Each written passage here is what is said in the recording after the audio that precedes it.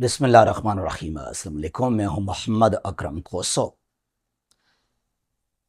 15 सितंबर 2025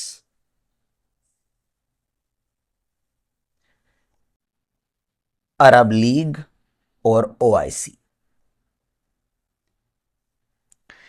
अरब Islamic extra ordinary summit, अरब league और OIC का extra ordinary या इमरजेंसी मीटिंग हंगामी इजलास बुलाया गया दोहा कतर में। लास्ट टाइम जो है ये सेम सेशन नवंबर 2023 में बुलाया गया था रियाद, सऊदी अरेबिया के अंदर। और तब जिसका एजेंडा था वो था गजा वार को लेकर। अक्टूबर महीने में जो है इजराइल ने वो अटैक्स किए, हमले किए गजा के ऊपर अगेंस्ट हमास। तो नवंबर महीने में अरब लीग और ओआईसी का ज्वाइंट एक्स्ट्रा ऑर्डिनरी सेशन हुआ रियाद, सऊदी अरेबिया के अंदर कि गजा में सीज फायर हमें चाहिए, जंग को स्टॉप करना है हमें। लेकिन वो फेल हो गया। 2023 ये चल रहा है, 2025 तो वो सेशन जो था ओआईसी का अरब लीग का मुकम्मल तौर पे फेल हुआ। तो क्या इस मर्तबा भी ये सेशन पहले की तरह, माजी की तरह फेल हो जाएगा? जो हमने माजी में क्या ऑब्जर्व किया, चाहे अरब लीग का ओआईसी का कोई ज्वाइंट एक्स्ट्रा ऑर्डिनरी सेशन हो या सेपरेटली अरब लीग का और जो है ओआईसी का कोई मीटिंग हो, समिट हो, तो हमने क्या ऑब्जर्व किया, हमने क्या देखा? सिर्फ टॉक्स किए जाते हैं, सिर्फ बातें किए जाते हैं, फोटो सेशंस हैं, नो एक्शंस। तो क्या इस मर्तबा भी ये जो सेशन बुलाया गया दोहा कतर के अंदर ये फेल हो जाएगा? सिर्फ टॉक्स, बातें, या यहां पर कुछ सॉलिड एक्शंस लिए जाएंगे? तो इस बात को समझते हैं आज के इस लेक्चर के अंदर। पहले जल्दी में आपको कुछ समझाते हैं अरब लीग के बारे में। अरब लीग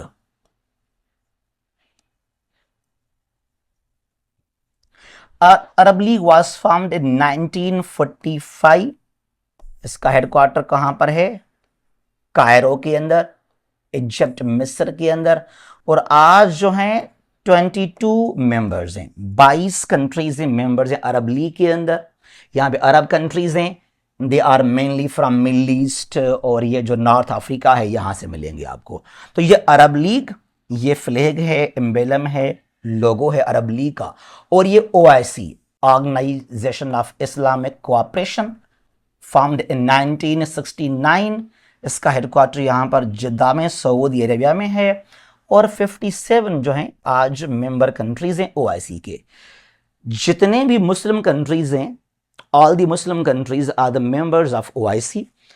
27 मुस्लिम कंट्रीज जो हैं वो एशिया से हैं, यानी कि members of OIC from Asia including फलस्तीन। ठीक है जी। और 27 कहां से? अफ्रीका से, एक यूरोप से अल्बानिया है, और दो जो है साउथ अमेरिका से हैं, गयाना और सुरीनेम। तो इस तरह जो है ओआईसी के 57, the largest forum of the Muslim world, वो है ओआईसी। और ये ओआईसी का एम्बेलम है, यहां पर ये क्रेसेंट है, मून कहें इसको आप, और ये ग्लोब है, और यहां बीच में क्या है? खाना काबा। ये 3 चीजें हैं। अच्छा जी, ये जो इमरजेंसी मीटिंग हुआ दोहा कतर के अंदर, इसका जो वजह वो ये 9 सितंबर को 2025 इजराइल अटैक करता है कतर के ऊपर। दोहा शहर पर हमला किया इजराइल ने। यह वो बिल्डिंग है जिसको इजराइल ने टारगेट किया, निशाना बनाया।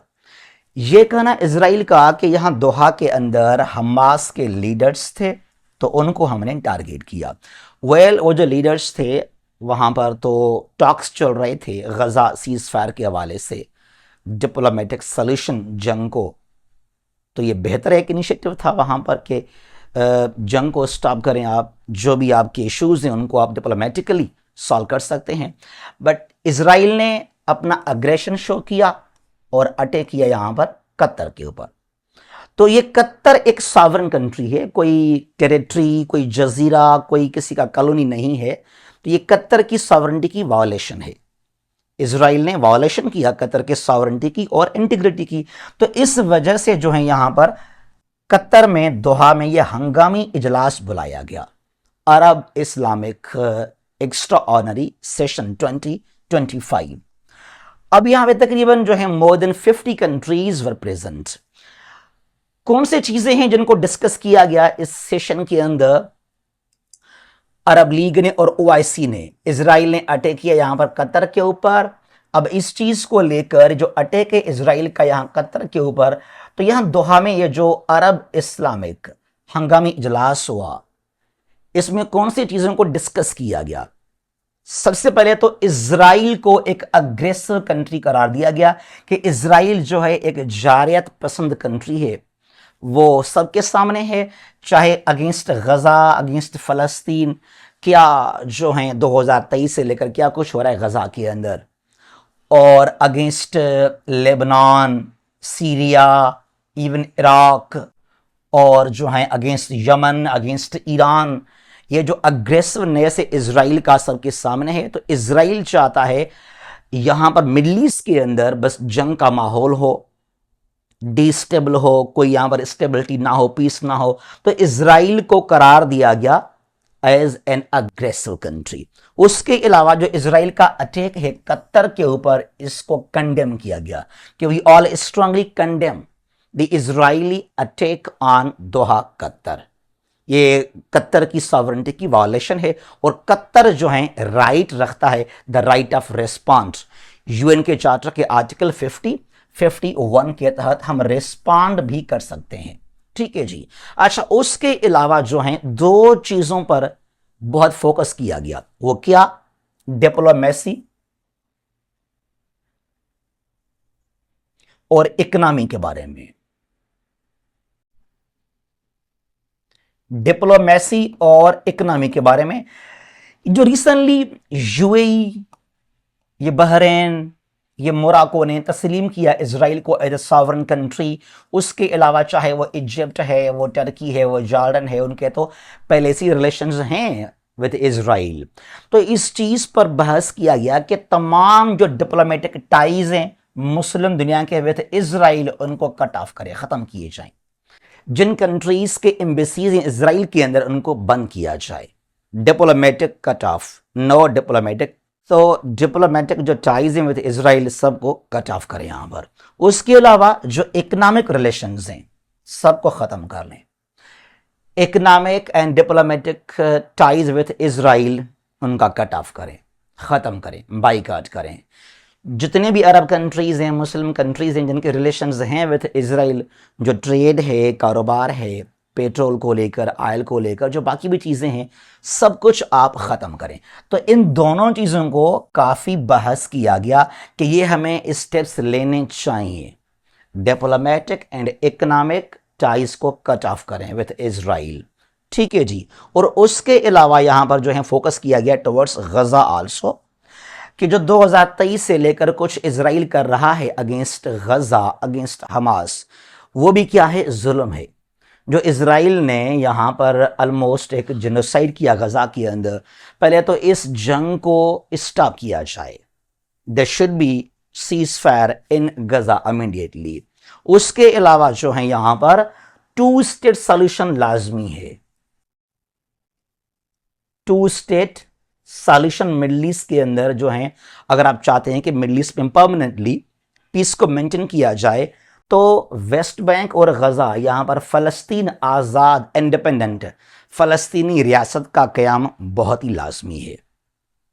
तो इस चीज़ को भी यहां पर जो है वो डिस्कस किया गया। उसके अलावा एक और चीज़ जो शायद मेरे ख्याल में ओआईसी ने या अरब लीग ने प्लेटफॉर्म में फर्स्ट टाइम इस चीज़ को डिस्कस किया है, और मैंने पहले अपने 3 वीडियोज़ में इस मौजू पर बात किया, यह है NATO, North Atlantic Treaty Organization, formed in 1949। NATO के आज 32 मेंबर कंट्रीज हैं। NATO is for collective security. किसके लिए है? For collective security. नेटो के जो 32 मेंबर्स हैं, यहां पर यूएस, अमेरिका, कनाडा और जो हैं बाकी यूरोपियन कंट्रीज हैं, टर्की भी इसका मेंबर है।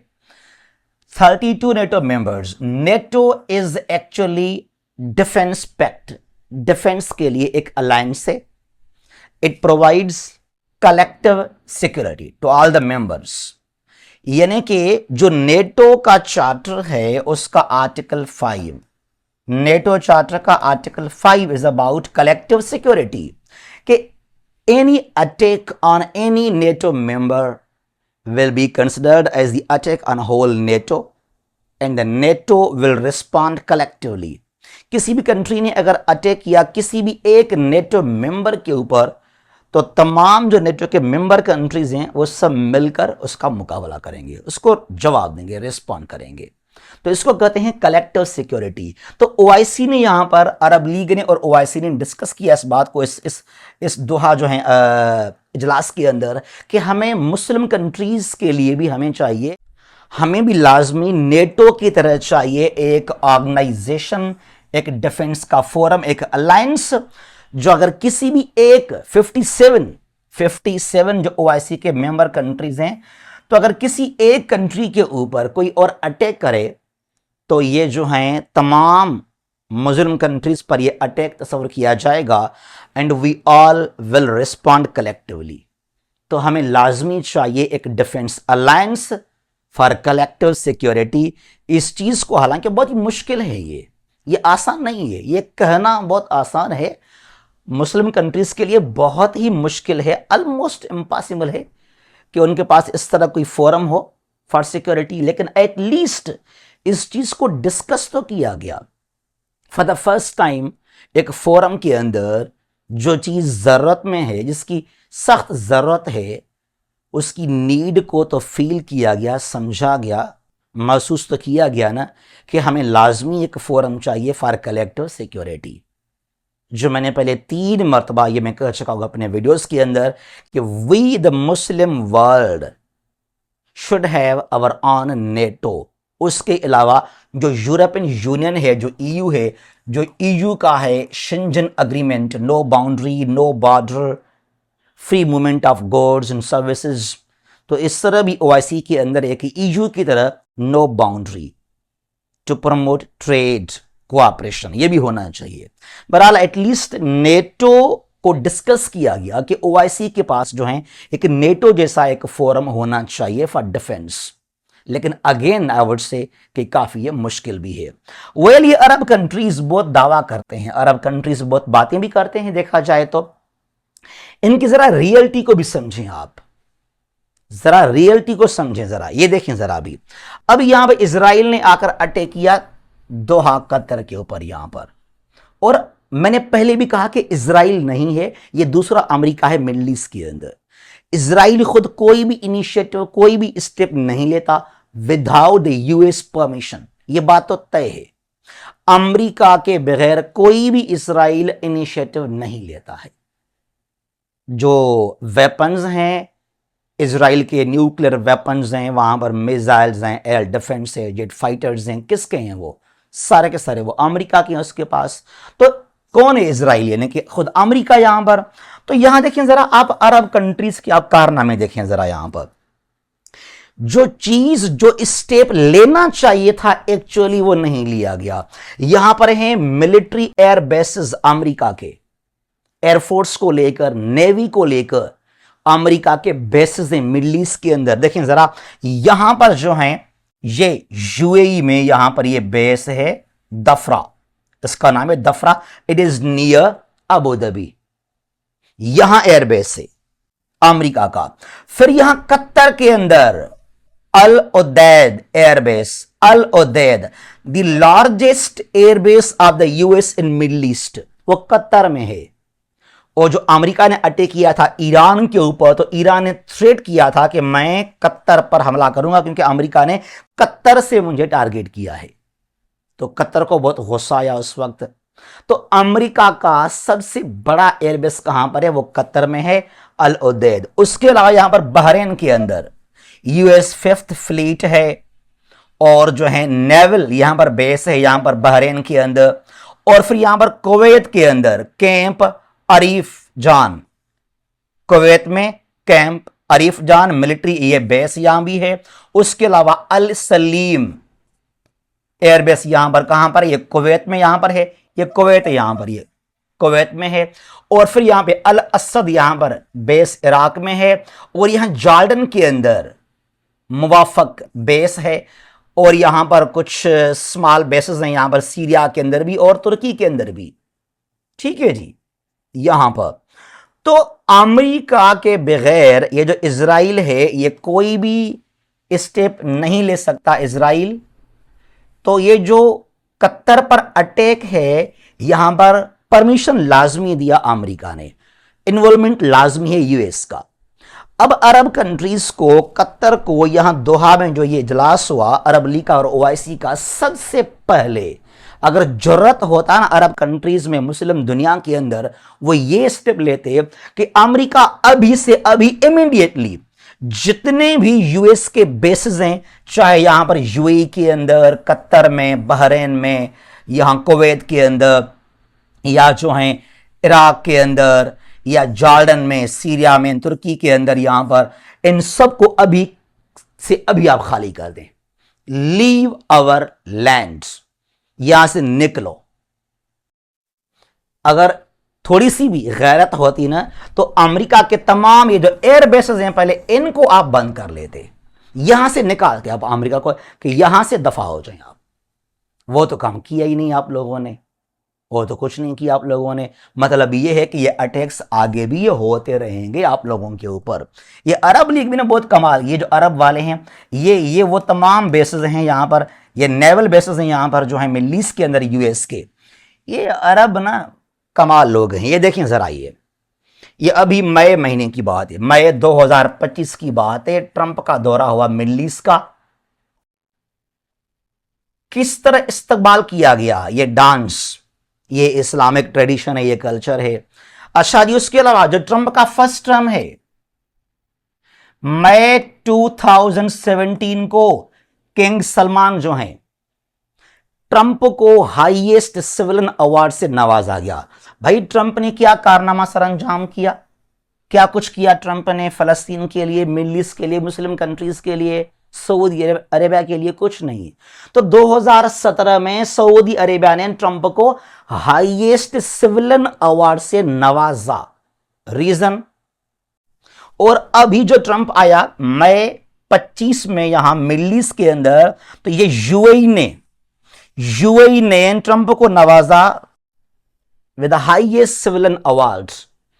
2017 में सऊदी अरेबिया ने और 25 में यूएई ने दिया ट्रंप को अपना हाईएस्ट सिविलियन अवार्ड कि सर आपने बहुत बड़े काम किए, आपने गजा का जंग स्टॉप करवा दिया, बहुत बढ़िया काम किया आप लोगों ने, तो आपको हमने इतना बड़ा सा एजाज से नवाजा। लो जी, क्या इस शख्स की क्या कंट्रीब्यूशन है। इसने तो जो गजा सीज फायर है उसको बार बार ये वीटो करता है अमेरिका सिक्योरिटी काउंसिल के अंदर। फलस्तीन के खिलाफ सिक्योरिटी काउंसिल के अंदर, यूएन के अंदर सबसे ज्यादा अगेंस्ट फलस्तीन अमेरिका ने स्टेप्स लिए हैं और ट्रंप ने बहुत सारे लिए हैं। तो भाई क्या कंट्रीब्यूशन है ट्रंप का, क्या किया इसने? ये वो ट्रंप है जिसने कहा कि गजा मुकम्मल तौर पे तबाह हो चुका है, जो गजा के तकरीबन 25 लाख मुसलमान हैं, दे शुड नाउ लीव गजा, वो चले जाएं। कहां चले जाएं? Towards Egypt and Jordan. वो ट्रंप को जो है यहां पर हाईएस्ट सिविलियन अवार्ड से नवाजा गया यूएई के अंदर। उसके अलावा कतर जिस पर यह हमला हुआ, ये एक लग्जरियस बोइंग 747 दुनिया का एक मोस्ट एडवांस्ड बोइंग है, जहाज है, लग्जरियस जहाज है 747। कितने का? $400 मिलियन का। ये कतर ने दिया किसको? एज ए गिफ्ट के तौर पे ट्रंप को। इतना बड़ा सा तोहफा। क्या कारनामा है ट्रंप का? भाई इतना बड़ा सा $4 मिलियन का एक बोइंग जहाज 747, इतना बड़ा सा लग्जरियस जहाज दिया आपने। वजह क्या है इसका? नो आइडिया, कुछ नहीं है, बस पैसा है। और कुछ नहीं है। ये जो अरब लीडर्स हैं, देखें जरा, ये इतना क्यों झुकते हैं यूएस के सामने? इनको खतरा है। मैंने कहा ना, जो एयरबेसेस हैं वो खाली नहीं करवाए गए हैं।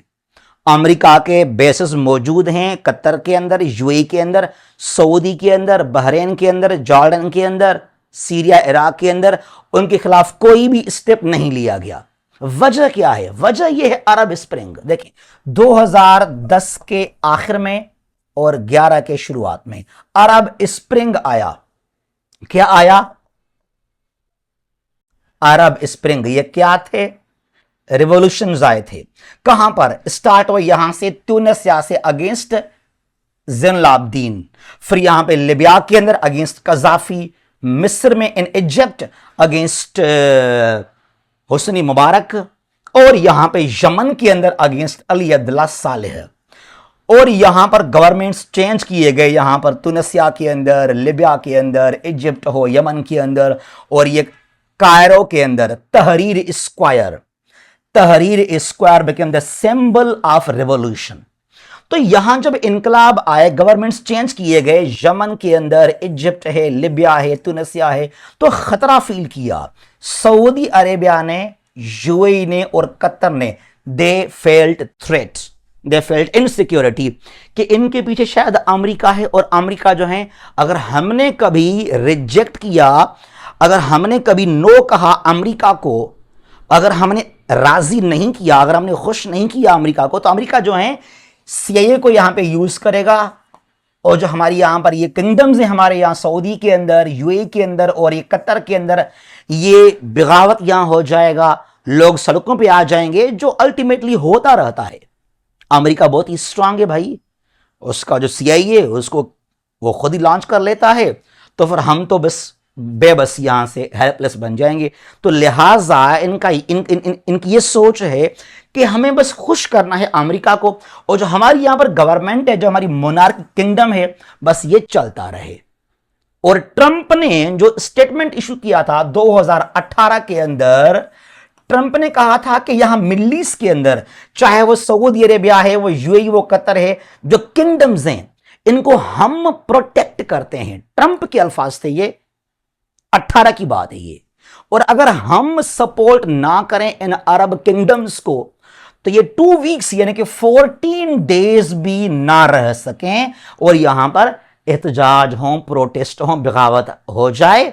सऊदी अरेबिया के अंदर, यूएई के अंदर, कतर के अंदर, यहां पर जो है गवर्नमेंट्स खत्म किए जाएंगे।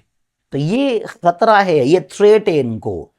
तो भाई जो इनको इनिशिएटिव लेना चाहिए था, जो यहां पर बेसिस हैं अमेरिका के, वो तो वहां पर अभी भी हैं, उनके खिलाफ तो कोई भी एक्शन नहीं लिया गया। ठीक है जी। और नई अगेंस्ट इजराइल, ये जो इकोनॉमी को लेकर, डिप्लोमेसी को लेकर, ये भी सिर्फ डिस्कस किए गए हैं कि इकोनॉमिक डिप्लोमेटिक कट ऑफ, ये नहीं कि इमीडिएटली अभी के अभी, ये नहीं, बस हमें ये स्टेप्स लेने चाहिए। मतलब कि जस्ट मेयरली बातें हैं, टॉक्स हैं, और कुछ भी नहीं है। अल्लाह करे कोई स्टेप लिया जाए, लेकिन मुझे नजर में नहीं आ रहा। Well, in the end I would like to mention here, हम आपके लिए लेकर आए हैं सीसीई 2024 का जो अभी हो रहा है स्क्रीनिंग टेस्ट। इसके हवाले से हमारे पास हैं आपके लिए 15 recorded lectures, more than 100 question हैं एक लेक्चर के अंदर, और यहां तकरीबन हमने 2000 क्वेश्चंस कवर कर लिए। ये हमारा सिलेबस है। ये वर्ल्ड मैप के 2 लेक्चर्स हैं, पाकिस्तान अफेयर्स के 3 लेक्चर्स हैं, इस तरह करंट अफेयर्स, वर्ल्ड हिस्ट्री है, average science, Islamic studies, IQ reasoning, और ये मिक्सचर है। ठीक है जी। और इसका फीस है जस्ट 3000। ये हमारा व्हाट्सएप नंबर है तमाम एमसीक्यूज टेस्टों के लिए। जितने भी एमसीक्यूज टेस्ट हैं, या यहाँ जो है वो सीएसएस का, वो एमपीटी है उसके लिए भी, या जो है मिनिस्ट्री ऑफ डिफेंस है, एमओडी है, even law admission test LAT के लिए हमारे ये लेक्चर्स बहुत ही इंपॉर्टेंट हैं। जहां भी हैं खुश रहें, महफूज रहें। अल्लाह हाफिज।